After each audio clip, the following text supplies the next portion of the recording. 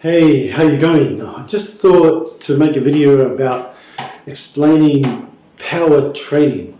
Okay, with power training, it's really important to understand that there's two sections or two phases of power training. Okay, a lot of people associate power training with power lifting.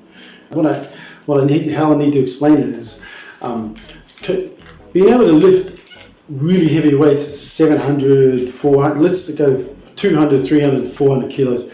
Really, there is some benefit to performance, but really minimal benefit.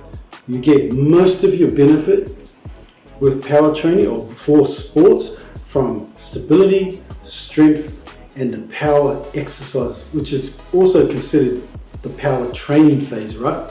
So let me explain. In order for you to get to that level though, power training, which is the highest level of training, where you need the most skill, the most endurance, the most strength, and the most cognitive ability, is power training. Okay, you really need to have the prerequisite of being very stable. Okay, stabilization, and also strength, endurance, to be able to do the power phase. Now, it doesn't mean that when I'm talking about stable, it doesn't mean you have to be able to stay in a plank for 2 hours. No, it's just being able to move well when doing push-ups. Okay, moving well when you're doing the squat.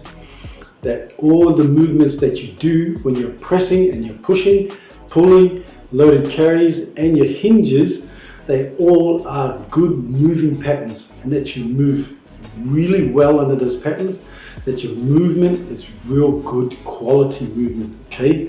So that there is no compensations.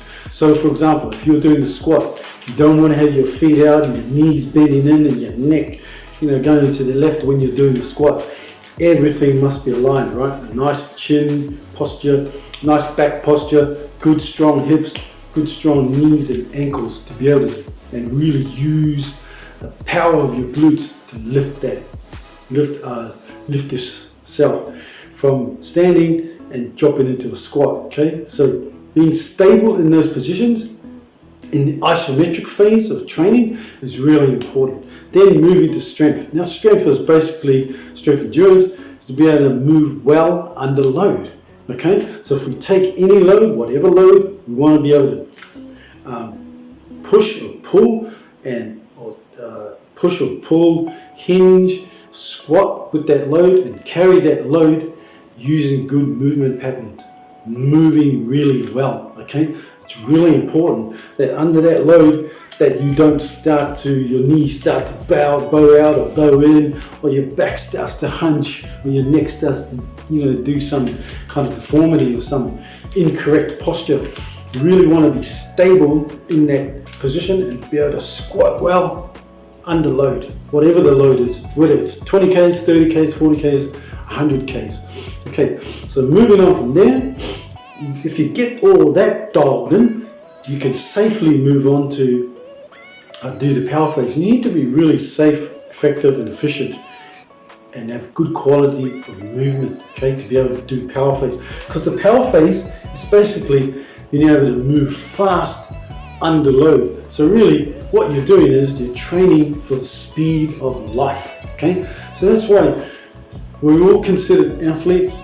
We really can train the power phase, whether you're young or old, whether you're an amateur or an elite athlete, okay? Everybody could benefit from power training. Now, power training, to explain, you're really working on your neurals, okay? Your neural continuum, your neural development. You're developing your rate of force production, be able to move a load quickly, and then you're developing your speed of strength, which is kind of related to the second one, but it's speed of strength, okay? Moving with power.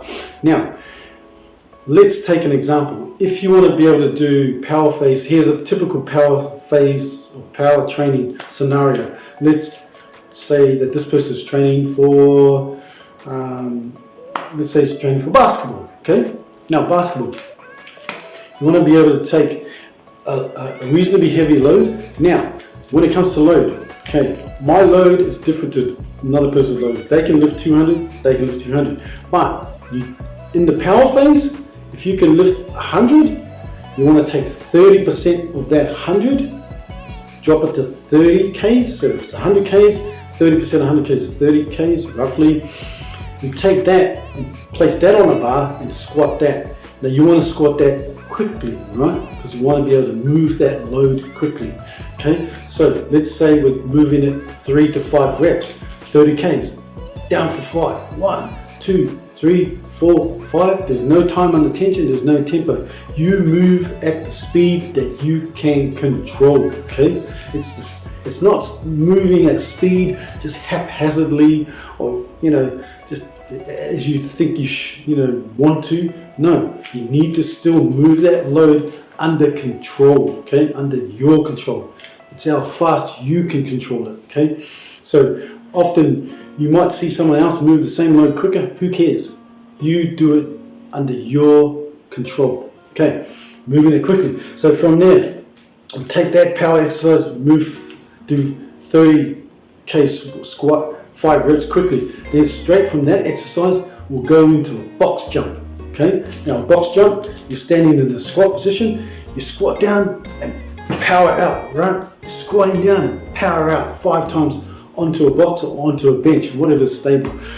You do that 5 times. Now let's say you do that 5 times, and then you want to take a rest, a reasonable amount of rest, between 2 and 3 minutes. I recommend 3 minutes. Then do another set. This is how you power train, okay? Because you're trying to develop your fast twitch muscles, both type 1 and type 2 fast twitch muscles. Okay, so from there, let's say you want to be able to move push or press something really quickly. Get on the ground. Use the barbell, load it at 30 Ks. Remember, we want to do 30 to 40% of your max rep.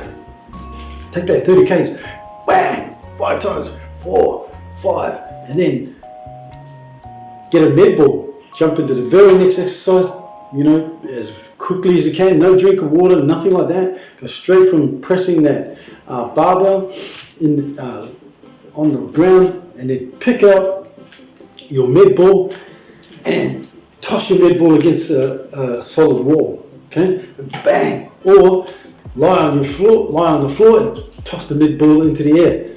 Catch, med ball into the air. Now that med ball, okay, should be medicine ball, should be at, or slam ball, should be at 10% of your body weight. Okay, so if you are 60 Ks or 70 Ks, it's 6K med ball or 7K med ball. Never go above that weight limit, because when you do, you're not building power anymore. Now you're trying to build strength.